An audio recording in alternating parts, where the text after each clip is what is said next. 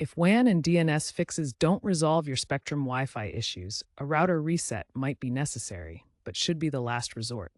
Try a soft reset first by unplugging the router for 30 seconds. For a factory reset, locate the reset button, often a pinhole on the back. Hold it for 10 to 15 seconds to restore defaults.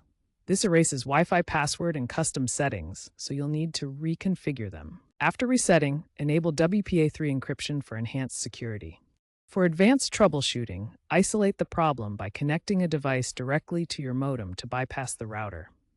If internet works, the issue is with the router. Use speedtest.net to check bandwidth and identify significant drops. The MySpectrum app version 9.2 includes AI-driven troubleshooting tools to diagnose WAN failures and guide resets. According to tech analyst Tim Stevens from CNET, 70% of Spectrum connectivity issues are user-end solvable through WAN checks and resets, potentially saving a $100 technician visit. Consider Spectrum's partnership with mesh Wi-Fi systems that automatically handle reconnections. Always check the Spectrum status page for reported outages in your area.